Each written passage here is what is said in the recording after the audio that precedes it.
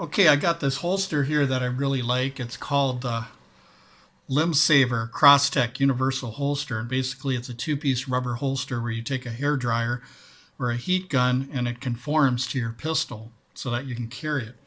The one thing about this that's interesting is it comes with screws and plenty of holes so you can set any kind of tension on this holster without the need to even use the heat gun to conform it to your pistol.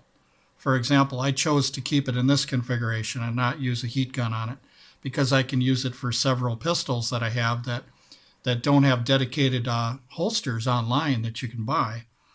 So, and the one thing about rubber is whenever rubber doesn't have its grip anymore, all you guys have to know about that is soap and water restores rubber's grip. I don't know if any of you that have hardwood floors and you know how you got your rug laying down on the hardwood floor, and then you use something like this rubber product here to put underneath your rug so it doesn't slip and slide. Well, you notice it's real grippy right now. And the way you restore something even like this is soap and water, and then you dry it out and then it restores its grip. Same thing with any rubber product, is you can restore its grip inside here if it gets a little slippery on you. But that's why you have the screws so you can adjust the retention on the holster. And so it's double retention. You got the rubber and you got the screws. And I did a running test with this. And the interesting about this is this will fit right in your front pocket. Your front right pocket, literally right on the top of your seams. You can slide it down like this and open carry it. Now it is going to look kind of intimidating because it's sticking right out. But for open carry, it's probably the fastest draw you'll ever have. But in your state where you live, they might want you to conceal carry, so there's different laws in different states. In Minnesota here, we can open or conceal carry, so I'm not really concerned about printing or anything like that. I'm just going to wear a holster the way I want to wear it. But the other thing is I made up a rule for myself for open or concealed carry, and that's called the 1-by-1 rule. And what I mean by that is for me to draw fast without any problems at all, I want 1 inch from the handle of the firearm to the holster where it touches the holster. So I'll show you here. So here's a Ruger LCP, and what I did is I switched out the 6-round magazine to a 7. This is a Ruger LCP2 magazine. It works with the older LCPs, which is kind of nice. So we're going to drop the magazine, make sure there's no ammunition. We're going to make sure the slide is to the rear. And we notice that there is a snap cap in there. So we're going to put that to the side. We're going to check our chamber. We're going to make sure there's no rounds in that chamber and to make sure the mag well's clear, and this weapon has been cleared. Now normally the Ruger LCP would have something like this, or you'll have one that has a little bit of a curve right here so it catches that second finger. But I'm using a 7-round magazine instead of a 6-round magazine because I want to be able to draw it fast and I want a good grip. So this allows me to get a 3-finger grip on this firearm so that when I draw it, I've got a full grip on it. And my pinky actually holds the magazine in on this corner so that it can't fall out if I accidentally hit the mag release here. So a lot of people were saying, Ruger LCPs, you got to be careful right here, and that is true. With some, you have to, depending on how good your mag release is. Mine is very strong because I usually don't slam magazines in when I'm on the range. I usually push. Now, in an emergency situation, I would slam the magazine in like I just did earlier, like you've seen with this one here. But anyway, let me show you what I mean by the 1-by-1 rule with the Limbsaver here. So basically, this is going to clip on your right side right here, but if I'm clipping it on my right front pocket like I do, so it's open carry, it's out in the open, but it's kind of the kind of picture you get of it is almost like a drop leg holster because your pocket hangs a little lower and your hand is right over here, so it looks like you can grab it quickly. It's kind of like a drop leg holster in a way, but a little higher. So it is kind of out in the public, the Kens and the Karens. It is a little bit intimidating, but the fact is they look at you and they just see it. And most of the time, if you're a decent person, you're not causing any trouble. Nobody worries about it, but they do know that you have fast access to the firearm because your hand is over here. So the 1-by-1 rule that I made for myself, and some of you could follow for a very fast draw to give you an edge, is whenever you have a pistol and you put it in the holster, you want to make sure that your middle finger right here stops right at the top of the holster here, because if the gun is too deep, what'll happen is you'll bump your middle finger right here. So what I do to gauge my firearms, how deep I should seat them, is I grab it like this, I put it in, and then I stop right at the middle finger. And if you notice, I stopped at the middle finger. The trigger is covered by the holster. Okay. Now, the 1-by-1 rule that I set for myself is I want 1 inch so that I can get my hand around the grip, which I established here. Okay. And the other rule, it's called a 1-by-1 rule that I made for myself. The other one is I want 1 inch, whether I'm concealed or open carry, I want 1 inch where I can get my hand around the grip, and my thumb especially around the grip, without having to shoehorn it to get it out. And what I mean by that is when your body is really close to the holster, when your body's too close to the holster in the firearm, it'll be something like this. But you have to take your thumb now and you have to shoehorn to get a good grip on the firearm. But that isn't the case when you allow 1 inch. If you allow 1 inch right here, you can kind of consider it like quick draw. Like if you ever watch quick draw competitions and stuff like that, you notice the gun's out in the open. It's got plenty of clearance where you can grab it. Same thing with this semi-auto Ruger LCP here, 380. I've got 1 inch right here where I can get under it, and I've got 1 inch where I can get my thumb around here, which means that my draw is faster. So there's no way you're going to have a faster draw if the butt of the firearm is up close against your body. That is going to slow you down a little bit. Now, does it slow you down enough to matter? It depends. But I like every advantage I can get, especially for a small firearm, because of the fact that small firearms, sometimes accuracy, at close range it's fine, but sometimes accuracy, you have to practice and you have to be proficient at a smaller firearm like this than you would something that's a lot bigger. Because these, even though they're small, they do have recoil, and it is hard sometimes to get back on target, but that's why we train. We train with what we carry. So this one here, the Ruger LCP, is a very fast draw because of 3 reasons. Number one, you got a 1 inch gap here. You got a 1 inch gap between the butt of the firearm and your body.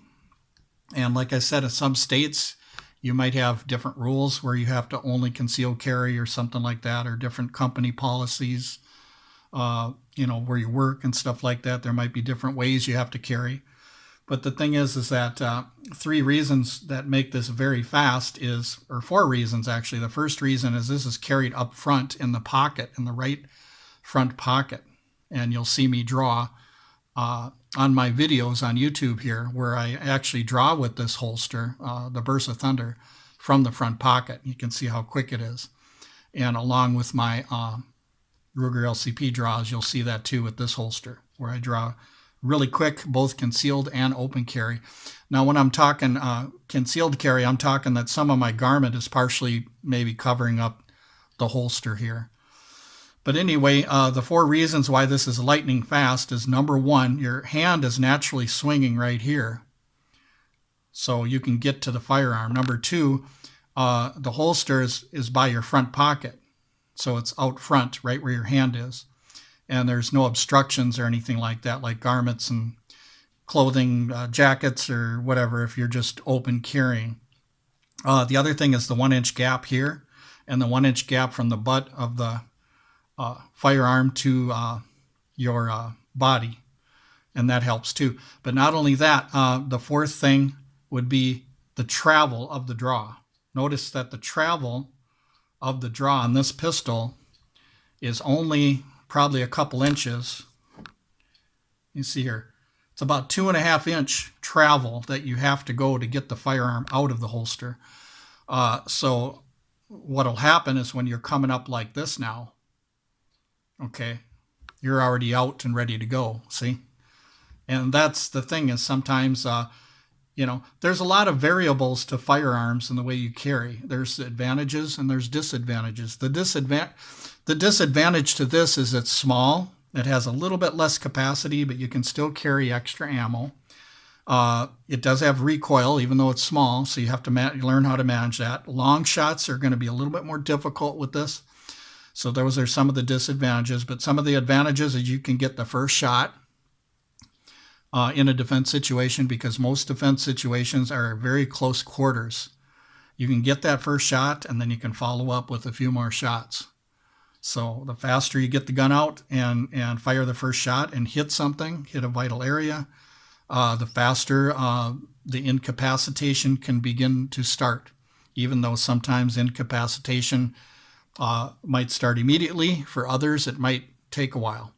And it's not dependent on the caliber either. There's plenty of talks and videos online from experienced people that, like police officers that have been in gunfights, and actually citizens, where they've proven that just because somebody gets hit in the heart, it doesn't mean that they're going to go down right away, because there's a few seconds or half a minute or whatever of oxygen that they get to the brain, even if the heart gets hit. So that's why something like this Ruger LCP, this was used in Ohio by a 63-year-old woman that did strike a guy in the chest.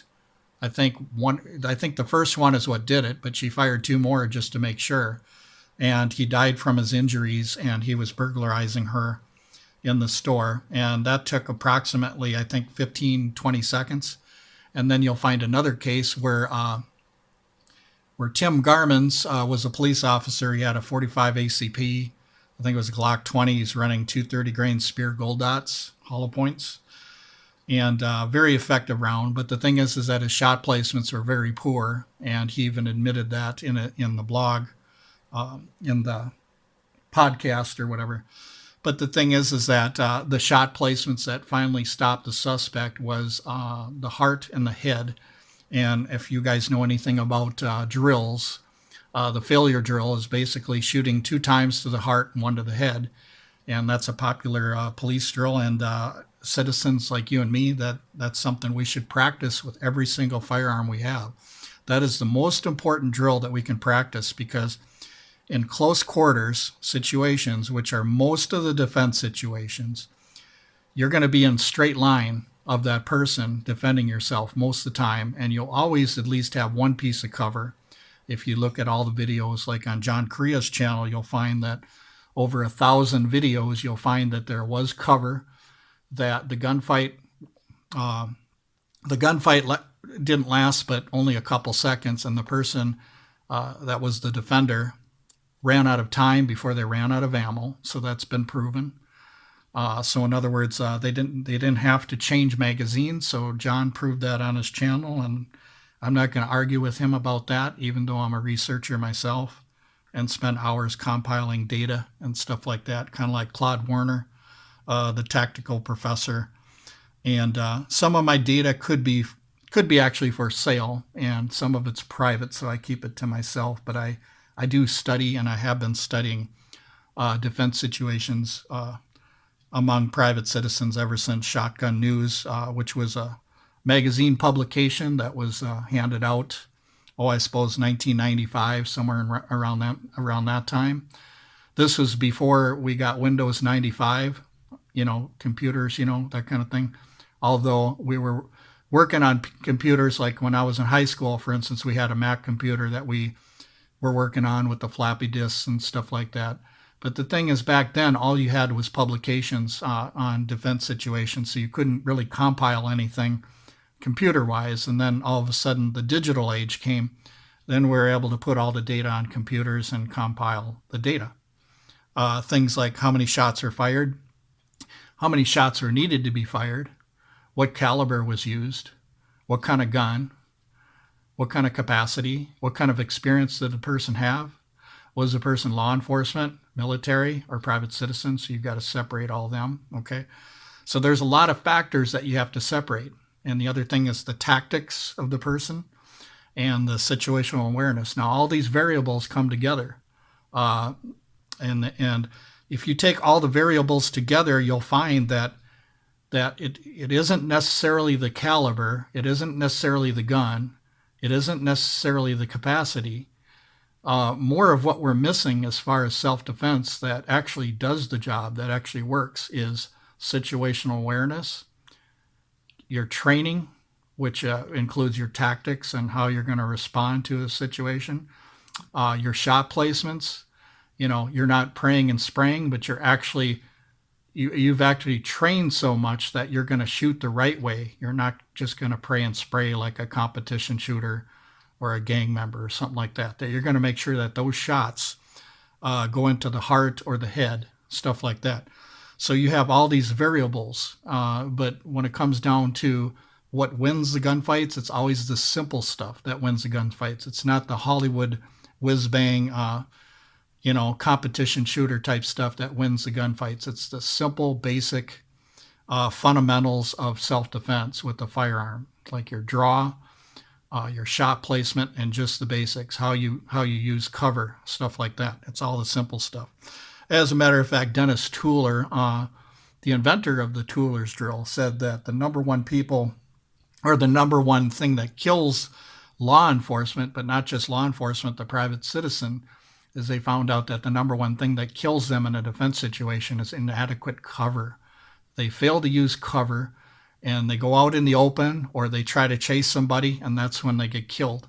So cover is vitally important, because if 70% of people are getting killed from not using cover, then what we need to do is we need to change that emphasis so that we have 70% emphasis on cover, and then the other 30% emphasis on shot placement and different things like that, tactics.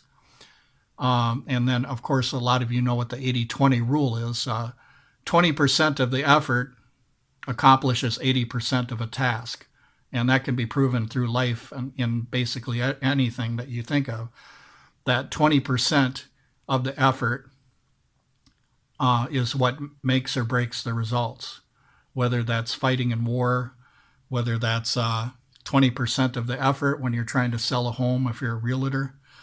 It's always going to be like 20% of the effort that you put into it. So what you're doing is you're putting in everything that you can. You're training like you can with your firearm and really focusing on them basics, which is 20% of your skills. And then the other Hollywood whiz-bang stuff, you might practice that a little bit in your long shots and things like crazy drills and stuff like that. But for the majority, the 80-20 rule is basically this. 20% of all the skills that you learn, or the techniques and stuff like that, just the common basic stuff, is what's going to save you in a gunfight. It's not the Hollywood whiz-bang type stuff, because people have been watching TV. People have been comparing law enforcement to private citizens, which is completely different, okay? People have been comparing competition shooters with defensive shooting, and that's totally different. They are totally different things. Even though you got speed and accuracy that could be employed in competition shooting, there's a lot of differences between competition and defense shooting, even though you have some things that are similar. So you need to focus on defense shooting, because that's what you're going to be doing. You're going to be defending yourself. This is not a game. This is not something where you hit a target and you're not on your vitals and then you go to the next one without knowing if the first one was incapacitated or not. Okay, so you give yourself a false sense of reality when you lower your standards. Okay, your standards have to be very high on your shot placement, meaning the heart and the head. And you have to use that tactic no matter if somebody says you're slow or not. Don't worry about it. Don't worry about speed. Worry about getting the gun out fast, shooting accurately, shooting the vitals, and demand good standards out of yourself. Even if it takes you just a little bit longer to make that shot, demand better standards for yourself as far as your standard of incapacitation. And the standard of incapacitation to me would be something like the failure drill. So I'm not going to just go shoot a target and then run to the next one when I haven't finished hitting the heart or the head. Okay, I'm going to stay with that target, slicing the pie, and I'm not going to expose myself to the other targets until I finish that first target. Then I'll go to the next. So it's not this competition thing where you just come around the corner, spray a couple shots to the first target where you're not hitting the heart at all. You're hitting the side, where it wouldn't be a vital shot. And then you transition to this one and this one because of the fact that you know that your time in itself is going to give you the points to win the competition, rather than having a strict rule of hitting a 4-inch target like this, which is the heart, making sure 2 shots hit here, and then maybe 1 shot in the head, which would be about 2 inches in the vault part of the brain where we want to hit in between the eyes and the ears. But we could essentially say that 4 inches and 4 inches is good enough for some kind of standard of accuracy. But we want to make sure that we don't put an emphasis on speed until we put an emphasis on accuracy and hitting the target and the vital zones first, and then go on to the whiz-bang Hollywood fast shooting type stuff. But anyway, this holster, it works great for these small firearms and many different firearms. For example, we'll show you the 32 ACP here. This is an FEG 32 ACP, so we're going to drop the magazine. And we notice that there's nothing in the magazine. Slide to the rear, lock it to the rear. Okay, nothing in the chamber. Nothing in the mag well. Now this one, the slide will come forward until you put the magazine back in. So we're going to put the magazine back in because we know we're clear, so that it'll lock open. Now we got it locked open. Now we can see there's nothing in the chamber. And of course we got an empty mag and stuff like that. So it's all safe and clear, this one here. So what I'm going to do is I'm going to show you guys how this FEG fits. Now here's the decocker. You can decock the weapon right here like that. And then normally it would be carried like this because it's got a heavy trigger pull. So if we take this, how it would fit on you right here, you notice you could put it in and it fits beautifully in here in this holster. And like I said, I didn't use the hair dryer or the heat gun, but if you wanted to use the heat gun, you could do like I was saying, have your 1-inch gap, or have your finger like right here, so it touches right here and no further. So I know that this is my position where I need the firearm, right like that. Notice it is covering the trigger guard. So I don't want the firearm any deeper than that, because look what happens. When you get your middle finger in here, look, it's stopping that from happening there, from getting that pistol out. So you want to continue to follow the 1x1 rule that I made, where you fix the holster so that you still have that 1-inch gap. That 1-inch gap right here, from here to here, so you can get a hold of the firearm. And then notice that my middle finger knuckle is touching right here, so that's how I would fix this. And then of course you got the cant if you're wearing it like on your waist. But if I have this in the front, I'm not worried about a cant or anything. But I will have 1 inch from here to here naturally because of the way this holster fits me.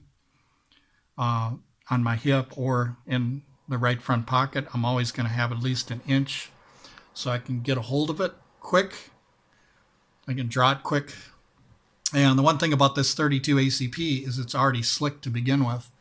It's really slick and slippery to begin with. So the tension on this, when I put my screws in here, I'm going to have more tension on this one than I would say other ones that have serrations in front of here for doing press checks, which I really don't do that often, but I don't think it's necessary. You should know if your firearm is loaded or not, but there's different ways of doing things. There's a lot of guys that do press checks all the time, and there's some that don't do it at all. I do press checks once in a while, but I'm not real religious about it, because some guys are constantly moving back, looking, seeing if there's a round in the chamber and stuff. And if you have to keep doing it so many times like that, where you don't trust that there's anything in there, then you're probably not making sure that there's a round in the chamber, and you can see when you load a round in the chamber, you can usually tell.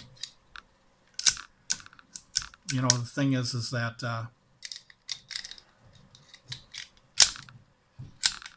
okay, so if I'm like this and I've got a round right there, okay, if I've got a round in my magazine, I can see if it's going in or not. So if this thing chambers around and I'm like this, I don't have to go back now and check to see if there's a round in there, because I know the condition of the weapon. I know when I load a round into the chamber. I know that I'm loaded before I leave the house. I know that I'm loaded even here. This would probably be loaded.